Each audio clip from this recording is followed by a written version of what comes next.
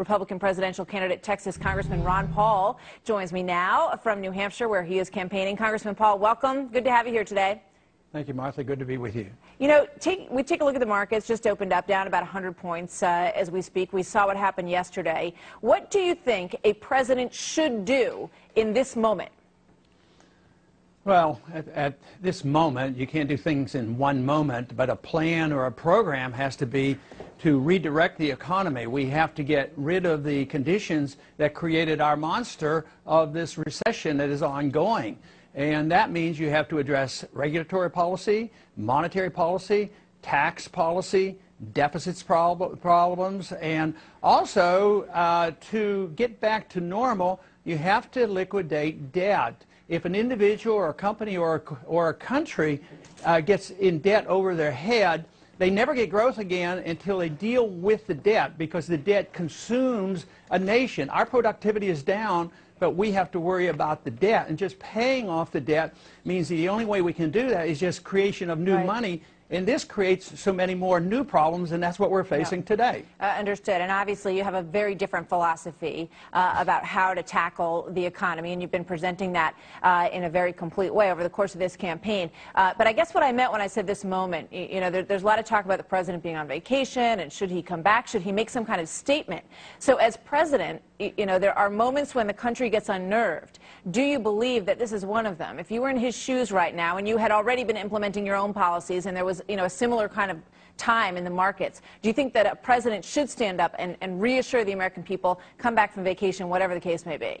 Well, the most important thing is the president tell them the truth. If we're in trouble and we have to change policies radically, like I've just mentioned what we should do, you have to come clean. You have to tell them that this is a debt problem, when this is what we have to do. We have to change foreign policy, monetary policy, and all these things. So telling the truth is the first step. If people know you're telling the truth and that you're going to reform it and have new policy, this is the only way you can start to reassure people and get their confidence back. But if you keep fibbing around and saying, oh, all we need to do is have another QE2 and QE3, and all we have to do is print more money and bail out and have another stimulus program, people don't believe that anymore. So I would say somebody standing up in a leadership position telling the American people the truth would be the best thing to get things turned around. All right, let's take, you're in New Hampshire right now campaigning. Let's take a look at how this poll shows things stacking up in New Hampshire. And you've had a very focused approach this time around, slightly different than last time, focusing on Iowa, New Hampshire, Nevada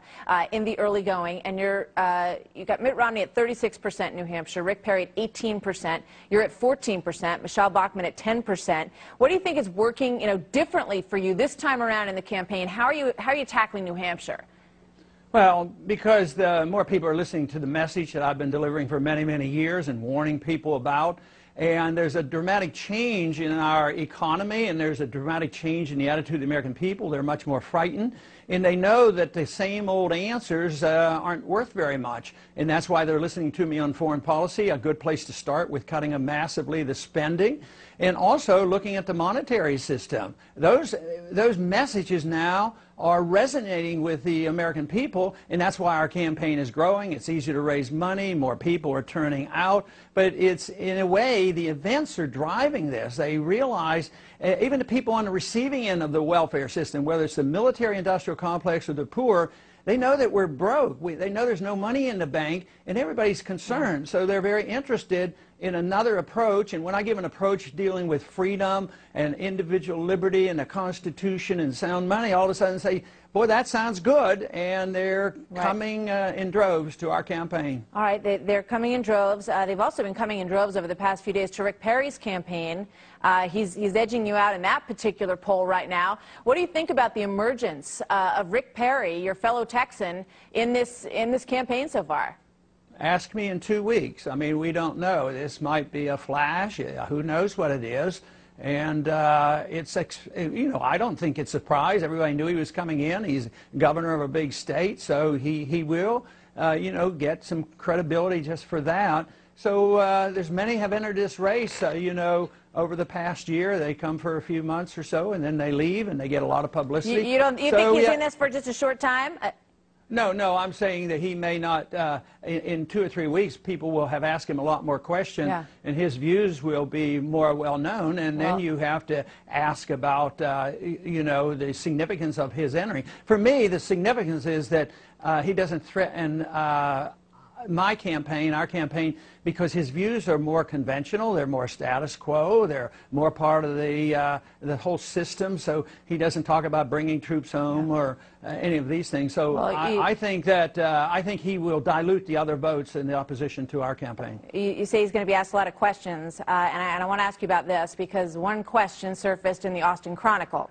And that question was in the form of an ad that is said to be from a Ron Paul supporter. And the question is, have you ever had sex with Governor Rick Perry? And it goes on to say, are you a stripper, an escort, or just a young hottie impressed by an arrogant, entitled governor of Texas? What's your response? What's your campaign's response to this coming from one of your supporters? Well, I don't know how something like that qualifies as a question on national TV, as if it's something serious. So I would say that it speaks for itself, and for me to address, I don't know anything about it. This is news to me. For me to address that would give it too much credibility, and I think bringing it up gives it way much more credibility than it deserves. It's rather silly. How can this be a significant issue in a presidential race? So I don't place So you much haven't, stock in you it. didn't, this ad never came up in your discussions with your campaign. Did you ever ask anybody, you know, well, who is this guy? And he's saying he's my supporter.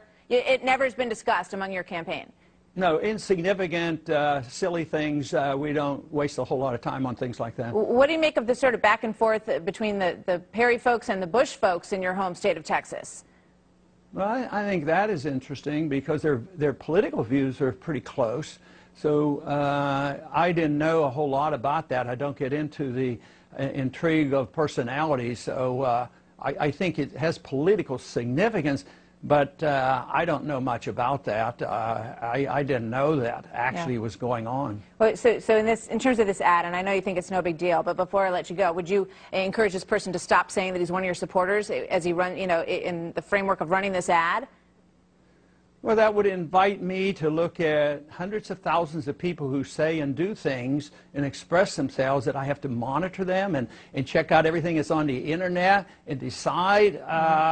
No, my first impression would be, why pay attention to it? Why give it credibility? So, no, I'm not going to engage myself in that, because I would be worrying about those kind of things, because there's a lot of things going on like that in a lot of campaigns. So I can make comments. I could study that ad and you know, and you know, make a comment on it, but this whole thing doesn't invite me or incite me or encourage me to start analyzing everything everybody ever says on the internet or what they put in a newspaper. That would distract from the message I'm trying to deliver. All right, I got it. Congressman Ron Paul, thank you very much. Good to see you from New Hampshire this morning. We'll hear a lot more for you as the campaign moves forward. Thank you, sir. Thank you.